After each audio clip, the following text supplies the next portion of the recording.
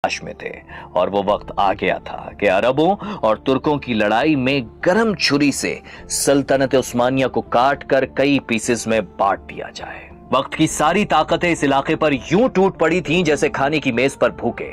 बर्तानिया, France और रूस अपनी अपनी पसंद के इलाकों पर कब्जा कर रहे थे। उधर अरबों को बचे कुचे टुकड़ों पर टरखाने का प्लान था और उन्हें यूं लग रहा था कि शायद गोरे उन पर मेहरबान होकर तुर्कों को हटाकर सब कुछ उन्हें देने वाले हैं। हालांकि यहां कुदरत ने अरबों को होश में आने का एक जबरदस्त मौका भी दिया। हुआ यूं कि होलिशकस रशिया में इनकलाब ले आए। ये वही हैं जिन्होंने सोवियत यूनियन की बुनियाद रखी थी और अब उनकी पॉलिसी थी कि सारे खुफिया एग्रीमेंट पब्लिक कर दिए जाएं। इन्हीं में साइकस-पिको एग्रीमेंट भी पब्लिक हो गया। बात खुली तो तुर्कों के हाथ तुर्क का पत्ता लग गया। उन्होंने पूरा का पूरा एग्रीमेंट अखबारों में छाप दिया। अरबों को झंझोड़ा कि भाई देखो ब्रिटिश तुम्हें किस तरह धोखा दे रहे हैं। तुर्क सल्तनत टूटने के बाद तुम्हें कुछ नहीं मिलने वाला सिवाय धोखे के।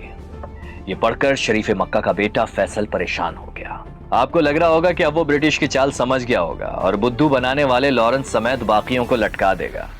जी नहीं, उस वक्त इनकी आंखों पर नहीं अक्ल पर पर्दे पड़े थे। हुआ यूं कि फैसल ने तस्दीक के लिए अपने वालिद यानी शरीफ मक्का को खत लिखकर पूछा, बाबा आप तो कहते थे कि ब्रिटिश प्रॉमिस एक गोल्ड की तरह होता है, जितना रगड़ो उतना ही चमकेगा। मगर उधर उनके वालिद बड़े शरीफ ने टेलीग्राम पर ठंडा सा जवाब दिया कि बेटे घबराओ नहीं, हमारे ब्रिटिश इत्तेहादी बड़े जबरदस्त हैं, साथ नहीं छोड़ेंगे और हम भी उनसे दोस्ती नहीं तोड़ेंगे। उन्होंने अपने बेटे को तो काम डाउन कर दिया मगर साथ ही खुद भी सोच में पड़ गए कि मामला वाकई क्लियर करना पड़ेगा और उसके लिए उन्होंने इजिप्ट में British high commissioner sir Wingate को लेटर भेजा कि वाकई ब्रिटिश अरबों को धोखा दे रहे हैं। विनगेट ने जवाब दिया, योर हाइनेस, तुर्क तो हम में डिफरेंस पैदा करना चाहते हैं। आप यकीन रखें हम आपकी आजादी के सिवा कुछ नहीं चाहते।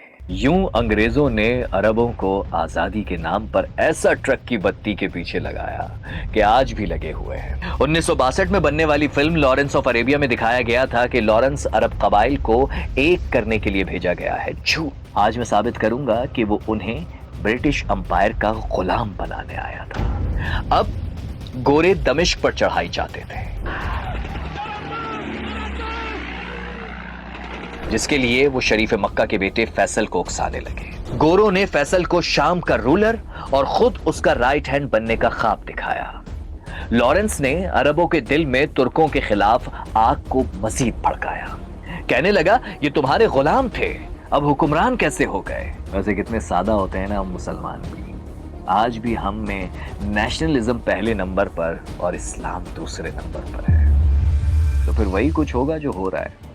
खैर, लॉरेंस अब अरब रिवोल्ट का सेंटर फिगर था, एक ऐसा मिलिट्री लीडर जो एक दिन भी फौज में गुजारे बगैर इस मूवमेंट का ब्रेन बन गया। मगर अब अगली चाल में वो अरबों के कांधे पर चढ़कर तुर्कों को पूरी तरह तोड़ने जा रहा था। प्लान था ब्रिजेस और रेलवे लाइन उड़ाकर तुर्कों की सप्लाई लाइन डिस्कनेक्ट करना। याद है ना, मैंने कहा था फाइनल राउंड।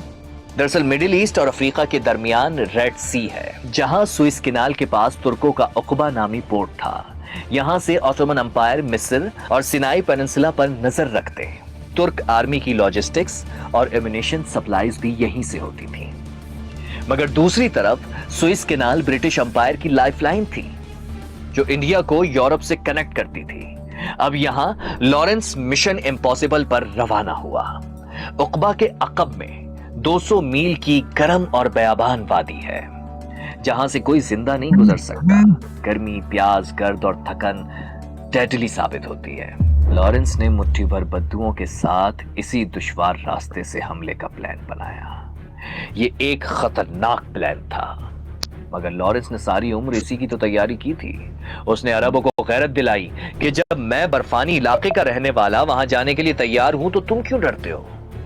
और उसने वो वादी क्रॉस कर डाली और फिर वहां उसने सबसे बड़े जंगजू कबीले के लीडर और तुर्कों के फ्रेंड ओदा को अपनी चरब ज़बानी और लालच से हमला करने के लिए राजी कर लिया।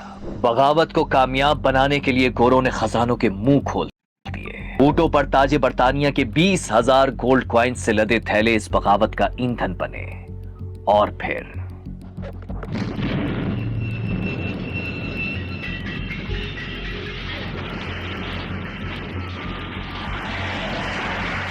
लॉरेंस ने तुर्कों के खिलाफ गोरिल्ला एक्शन करके ब्रिजेस और रेलवे लाइंस उड़ा दी। इस काम में वो इतना एक्सपर्ट हो गया कि अरब बद्दुओं ने उसे अमीर डायनामाइट कहना शुरू कर दिया। इन कार्रवाइयों से दमिश्क से मदीना तक रेलवे लाइन पैरालाइज हो गई। तुर्क सोल्जर्स की एम्यूनिशन और सप्लाईज बंद हो गई। अक्टूबर 1918 तक अरब फौज दमिश्क पहुंची तो लॉरेंस का मिशन पूरा हो चुका था। दमिश्क पहुंचने के बाद अरबों में ना खत्म होने वाले इख्तलाफात शुरू हो गए।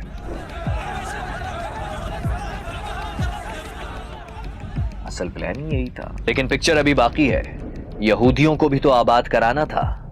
आगे क्या हुआ ये जानने से पहले आज का हाल सुन लें। मदीना मुनव्वरा जाएं तो दिल और अश्कों पर काबू नहीं रहता। सरकारे दो आलम का दयारे मकाम ही ऐसा है।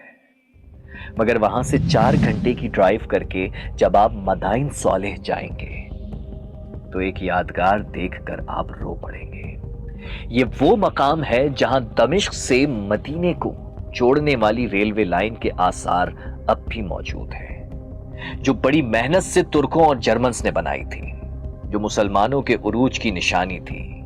लेकिन आज वहां उसे तबाह करने वाले लॉरेंस की तस्वीरें लगी हैं। वो इंजन जो कभी मुसलमानों को आपस में जोड़ता था, आज उनकी बेबसी पर खामोश है। तुर्कों का जोर टूट गया था।